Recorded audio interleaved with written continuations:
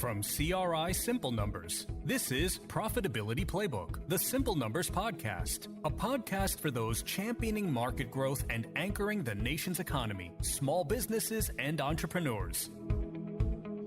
Hey there. Happy Monday. Welcome to another edition of the Simple Numbers Profitability Playbook Podcast. I'm Mike Maxson. That's Brandon Gray. Hey. And we're back. Hey, good football weekend, man. Man, yeah. Alabama wins. My Cowboys win. The Brooks Lions won. Oh, there we go. You know, I've got a couple weeks now with Bama wins, high school wins. You know, I had the Vanderbilt Commodores roll into town, a nationally ranked team, which sounds odd, but they're legit. They took care of business. And, you know, today's a cool day at the office, so we're wearing our college gear today for our lunch and learn. So got on repping the Crimson Tide. Headed over to and Arkansas. So that's good. Yeah, I'm headed to Fayetteville, Arkansas this week. And, you know, they've got an open position over there for their head coach. And I'm thinking about just swinging by and talking to the AD. You know, I mean. Do it. I tell him that I'm co-host of the Profitability Podcast. It's probably a done deal. I mean, when's the last time they won a national championship? Probably the 60s. That's my guess. Okay, you know, so you getting that job can't hurt anything. No, definitely not. Definitely not. So, no. We'll see. All right, well, we're continuing our football theme. That's why we just jumped right into that. So we've done offense, right? Being aggressive when things are going good for you. We've done some defense when things are a little bit tough. So now we're going to do some special teams. And great question, Brandon. I'm glad you asked why we're doing special teams. And what the heck is he talking about special teams in business? Well, this is all those little things that you got going on in your business, right? Like how you might invoice, how you might track some data, how might one of your processes be. These are all these little things that allow you to play good offense and real effective defense. Right. And so we're going to get into that today and talk about those. So Brandon, let's talk about things though that can help with both. And I know for everyone here, you could easily say that like, well, everything's going to help with both, Mike. I get that. But we're not going to talk about office pizza parties or anything like that. These are actually effective things that whether you need to play offense or defense, you should be doing anyway all the time. But given the current climate, it's always important to check to say, hey, maybe if I'm doing some of those little things right, those forgotten things that when it comes to find out, you will be making a huge impact in the business. So, Brandon, kick us off, my man. What do you want to start with? You can't start a podcast like this with a couple of sayings, right? So one, as Mike mentioned, that we love is small things, all things. And when you relate it to special teams, as the old coaches would say, they're called special teams because they're special for a reason. And you know, like Mike mentioned, these are the little things that maybe don't get celebrated, but make a big difference. You know, everybody loves to celebrate, give high fives whenever we're talking about landing a big sale. And that's cool and it's great. But who's celebrating and giving high fives whenever they look at their prospect list and that list is beyond target? Or when they look at, you know, inbound requests or calls or appointments or lunches or some of those small, intricate things that lead to the big thing, and celebrate those kind of wins. And so I'm going to pick out a couple and kind of use that analogy of how special teams can change a football game and how special teams can change your business. So when you think about special teams, one of the things that can happen, and we're talking for those who aren't football fans, things like the kicking game. So, you know, punts, field goals, kickoff return.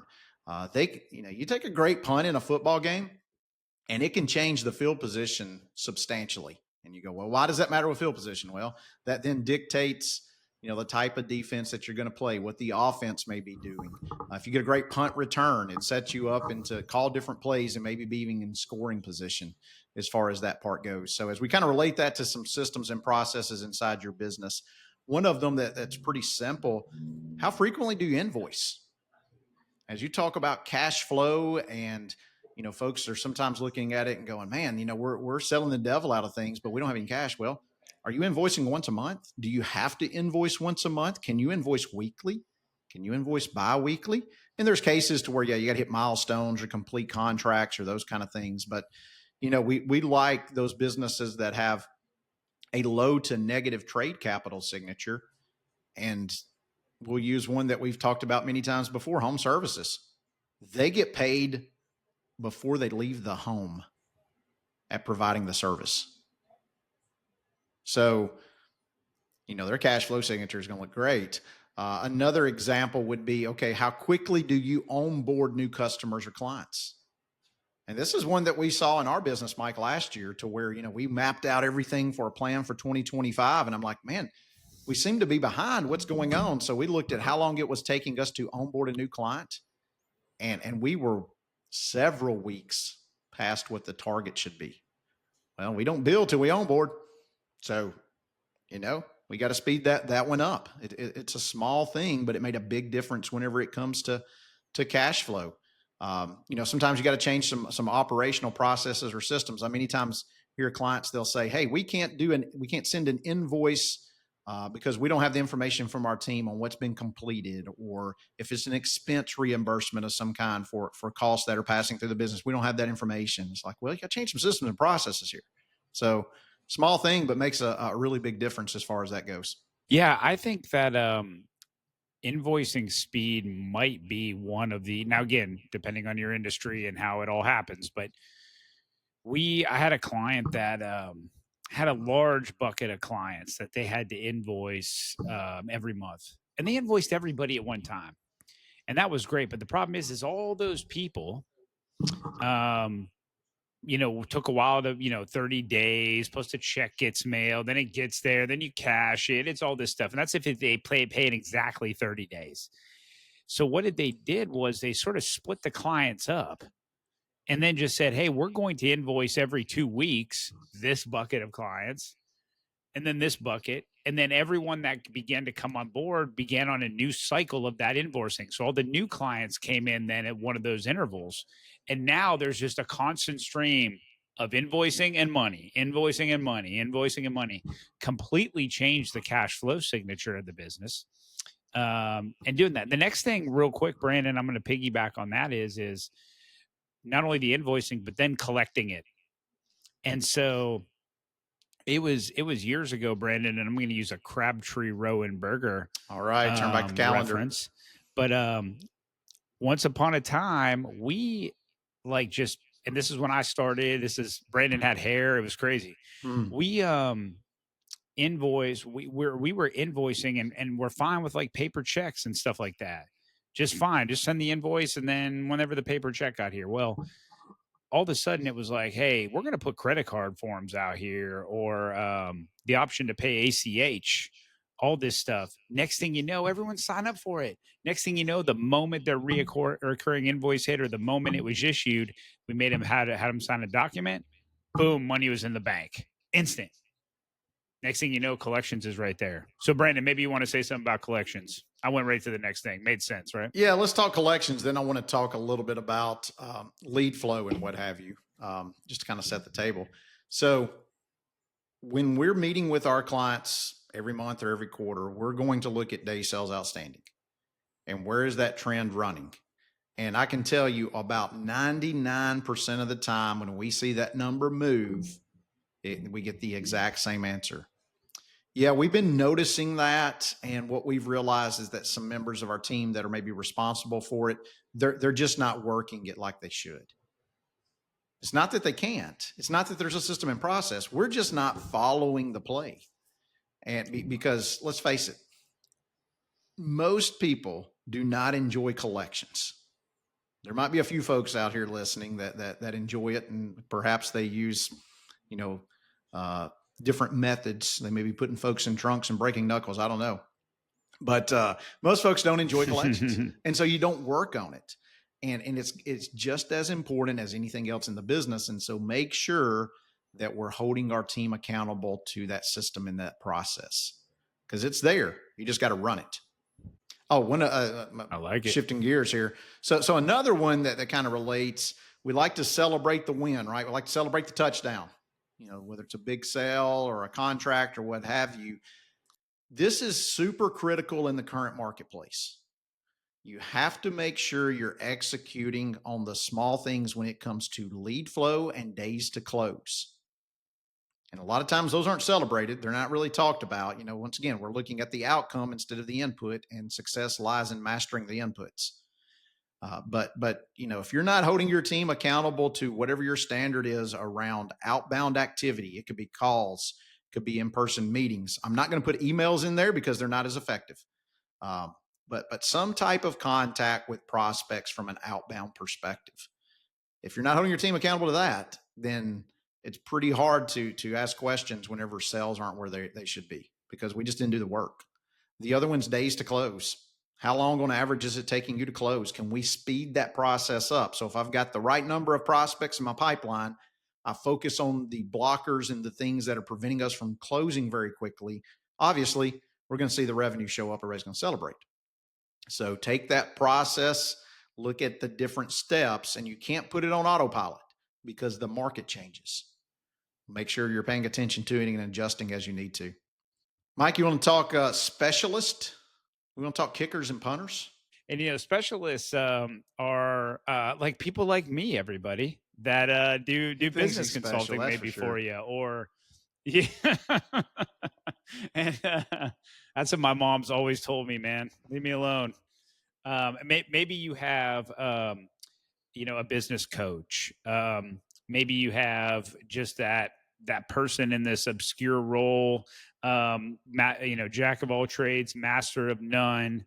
That person you can count on to get a lot of stuff done.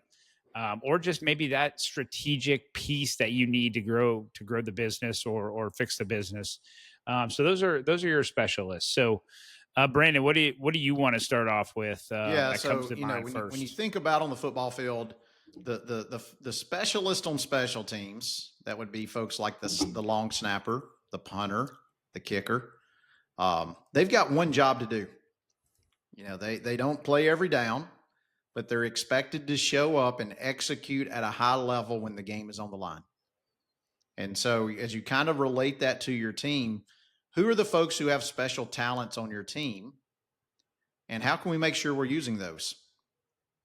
I've heard it many times to where a company gets ready to launch a new service or product or move into a new market, and you find out someone who maybe was part of their operations team actually has a really strong skill set in working on what you're moving and starting to do. And so you kind of can go, hey, I know you've been doing this. I want you to come over here and do this. Turn them into a specialist. See that very frequently.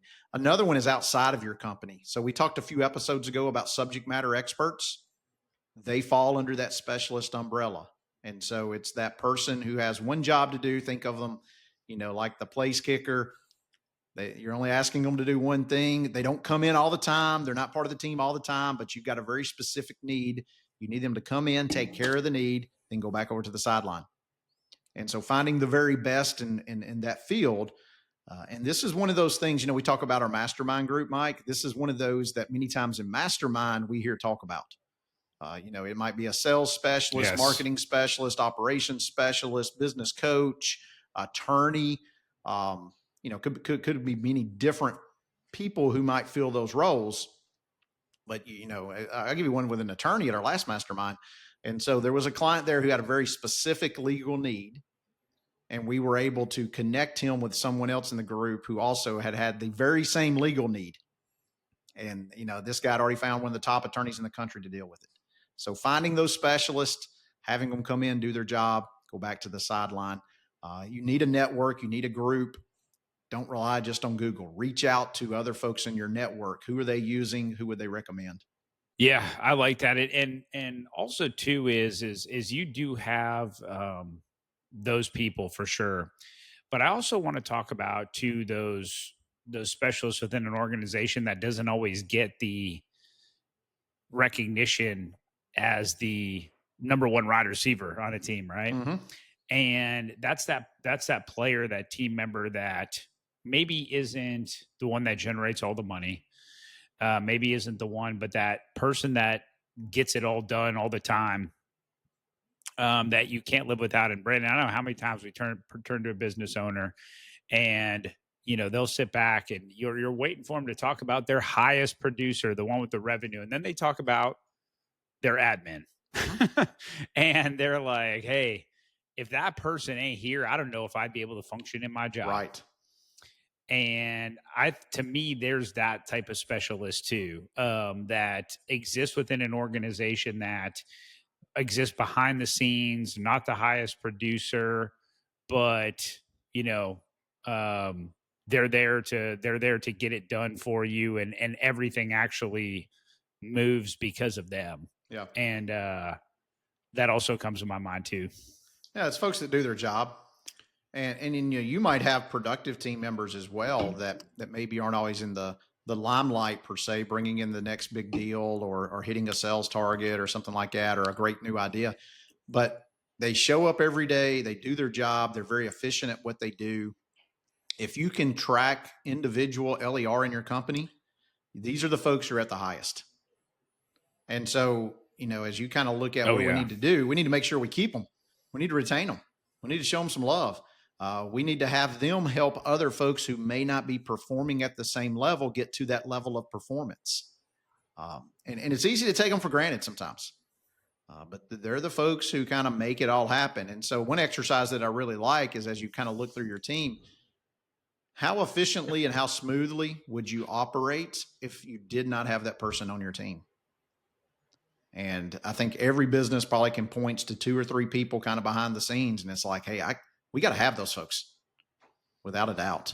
So take a few minutes and recognize them and try to duplicate them. Look at their personality and traits. And as you look to hire and fill more roles, how to get more people that are like this.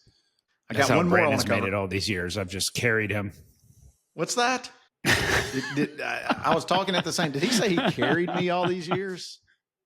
Yes, that's what I did. Yeah, that's why I have to lift all these weights. Mike's feisty this morning. He's stretching for a few. I'm going to have to pat him on the back a little bit more. So here's the last thing I want to talk about. So game-changing opportunities. So special teams can change a game. It can be a blocked punt. It can be a blocked field goal. It can be a big punt return, a big kick return. Many, many things that can happen on special teams. And it's a momentum change. It gets the juices going. People get excited about it. And so what are the things that you're planning inside your business that are going to be those big special teams plays? And it could be, hey, we're releasing a new service offering or a new product. We're expanding and growing into a new market area.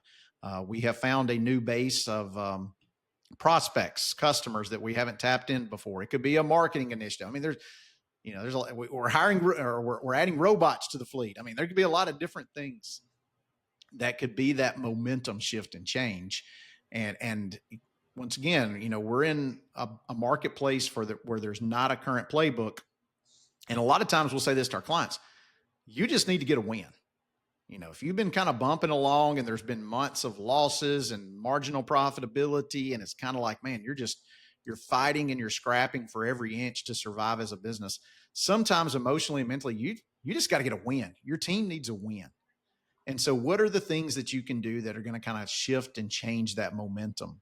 And most of the time they don't come by chance. You've got to prepare. You've got to do your homework. You've got to decide what market you're going to go into, or you got to decide if you're going to roll out a new service or product or whatever it may be. But we talked a little bit about this in playing offense and reinvesting back into your business. You got to gain some momentum. So Mike, what are your thoughts on gaining momentum inside business? Yeah. I mean, I think the companies that win are always looking for that game-changing opportunity. I've seen a lot of business over the years that, while it is fine to like, hey, I'm keeping it moving, you seem the ones that really take off for growth have those moments. Rarely is it just, oh, hey, it's all going good and I just keep making money. No, there's usually some impact event that gives them that next leg up, that strategic partnership, that maybe investing in a team player that they never thought they would, like maybe that high price salesperson. That's a low hanging fruit one, but maybe they started that new location that they always wanted to do. It's something like that that allows them to take off. It's rarely to someone just, oh, hey, we're just doing it. It's that push for us over the years. It's simple numbers here. It's been expanding out into group activity and into group work and more dynamic projects that we had to do, where once upon a time we would just do planning sessions. Now it's, hey, now we're actively being more involved in CEO groups, large group data analysis, and work with business owners and mastermind groups. So everyone does it, and I highly recommend for those game-changing plays to look into things. Always be looking for things like that. Yeah, I'll give you a few examples that I've seen. So a few years ago, we had a client that was in the home medical industry, and that industry had just, it had been beaten up by some changes in the Medicare reimbursements, and they had limped along for a couple of years, and a new product came out in the CPAP world that was slightly different than what they'd been doing in the past. They didn't have to really change their personnel. They didn't have to change their operations or systems. It was more or less inserting a new product that had a lot of potential into it. And bam, they had a several year run to where it gave juice to the team. Everybody was excited about it. It was a great product for patients to use. And it really kind of changed both the revenue and the profit of the company. Another one is we work with some companies that are in the recycling business. And, we've seen both of those over the last few years add equipment for their processing. And once again, it can change some things, but it brings a lot of excitement to the company.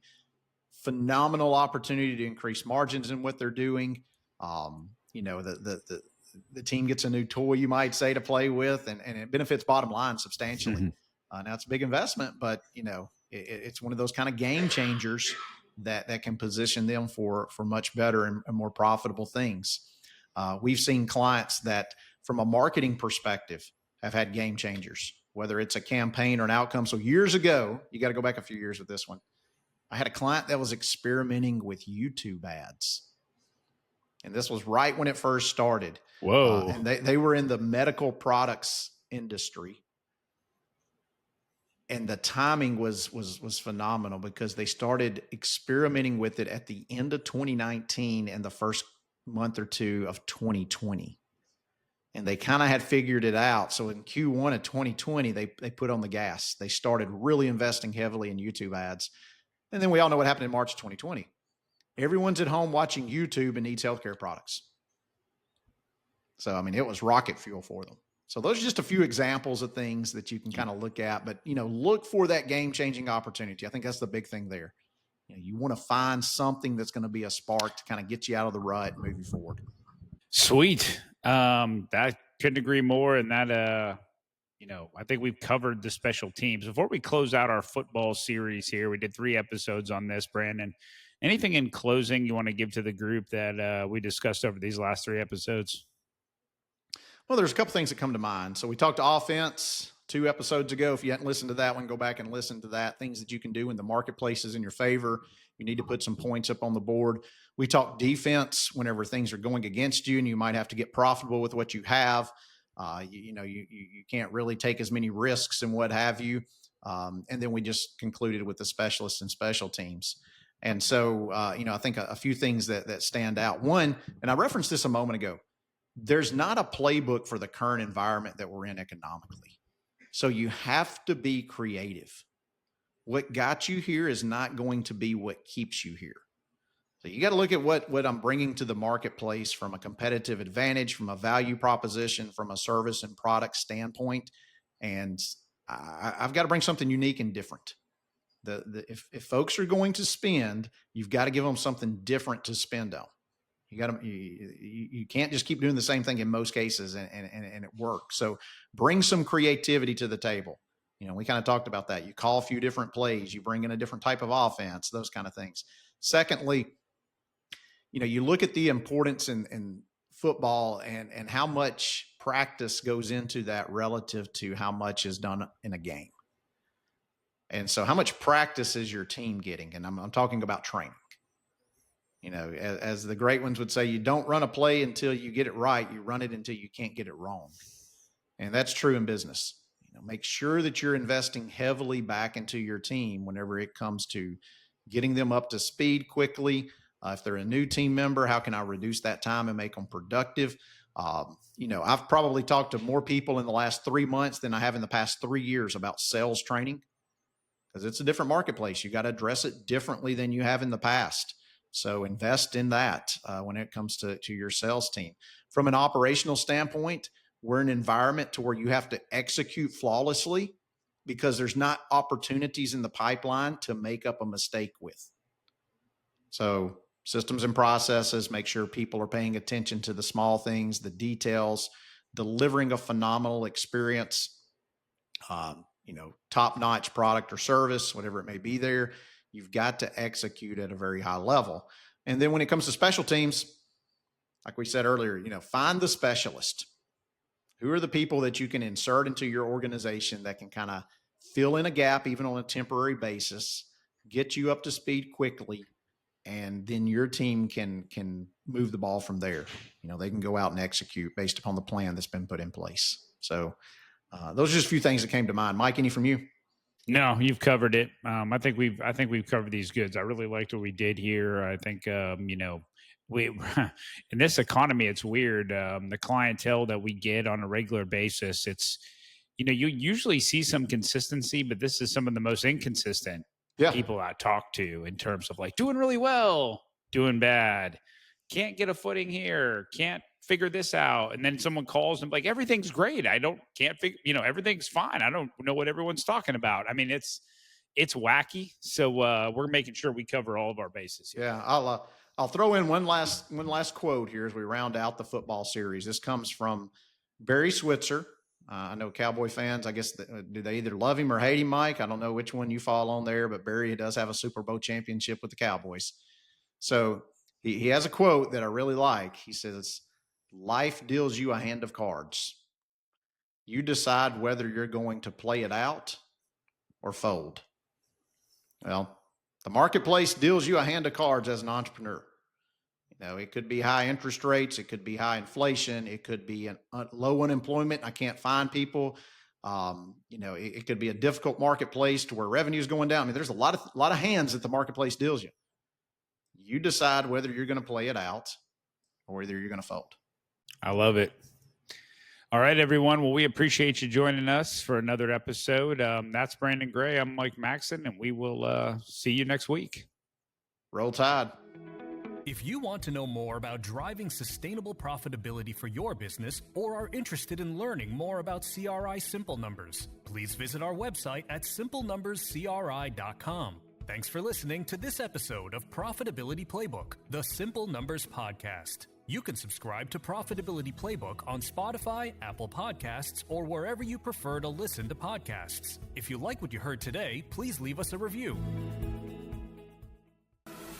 This podcast is brought to you by CRI Simple Numbers LLC, a division of CRI Capital Group LLC, and a subsidiary of CRI Advisors LLC. CRI is the trusted brand under which Carr, Riggs & Ingram LLC, the CPA firm, and CRI Advisors LLC, along with its subsidiaries, deliver professional services. Please note, Carr, Riggs & Ingram LLC is a licensed independent CPA firm offering attest services, whereas CRI Advisors LLC and its subsidiaries specialize in providing tax and business consulting services. These entities operate within an alternative practice structure as defined by the AICPA Code of Professional Conduct and comply fully with applicable laws, regulations, and professional standards. Ready to simplify your business finances and drive growth? Explore valuable resources, books, and tools designed for entrepreneurs and small businesses at simplenumberscri.com.